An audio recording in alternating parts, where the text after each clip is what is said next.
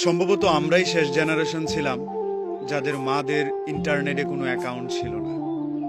সম্ভবত আমাদের মারাই শেষ জেনারেশনের যারা পৃথিবীর এত হিসেব কিতাব বুঝত না। টেকনোলজির কোনো বাতাস তাদেরকে ছুতে পারেনি।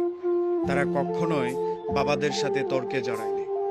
সবসময় নিজেদেরটা স্যাক্রিফাইস করে সন্তান আর পরিবারের জন্য উৎসর্গ হয়ে গিয়েছে।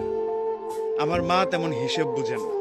রুটি একটা চাইলে 3টা দেয়, ভার্সিটির জন্য 50 টাকা চাইলে শাড়ির আঁচল থেকে 100 টাকা খুলে দেয়।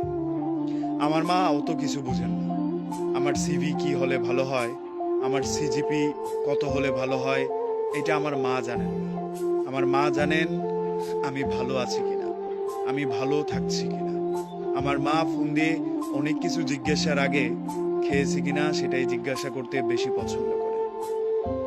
কোথাও গেলে বাড়ি থেকে পিছু পিছু হেঁটে রাস্তার কিনারায় আসা আমাদের মারাই বোধহয় শেষ জেনারেশন, যারা শাড়ি ছাড়িয়ে কখনোই আধুনিক পোশাকে নিজেকে মানিয়ে নিতে পারেনি। আমরাই বোধহয় শেষ জেনারেশন যাদের মার আঁচল পেয়েছি। এটা খুব দুর্লভ হয়ে যাবে আগামীদের জন্য, যারা মায়ের শাসনটা ঠিকঠাক উপভোগ করতে পেরেছে। সকালে মক্তবে না গেলে মায়ের ভয়ে পালিয়ে থাকতে হয়েছে হাফ বেলা।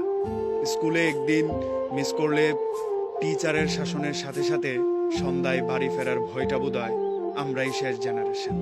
আমাদের পরে এই কাজগুলো কিংবা এই অভ্যাসগুলোর সাথে অন্য কোনো জেনারেশন নিজেদেরকে মানিয়ে নিতে পারবে কিনা সেটা নিতান্তই প্রশ্নবোধক।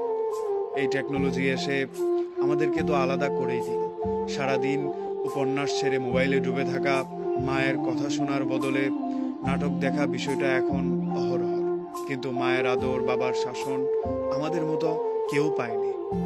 টিচারের শাসন উঠে যাওয়ার পর ছেলে মেয়েদের আদব আগের মতো আছে কিনা সেটা প্রশ্ন করতে পারেন আপনি। মা বকা দিলে সন্তান মাথা গুঁজে শুনে নিচ্ছে, এমন সন্তান এখন হাতে গুনে বের করা বিরল।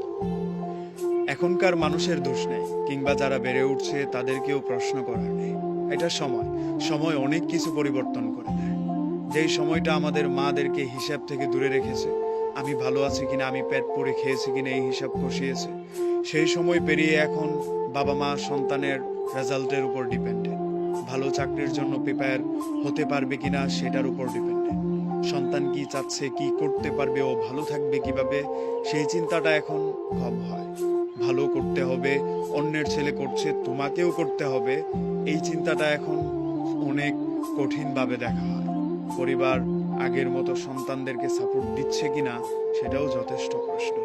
আসলে আমরাই শেষ জেনারেশন যাদের বাবা মারা এই টেকনোলজি আর আধুনিকতার ছোঁয়াতে বিপন্ন ছিল।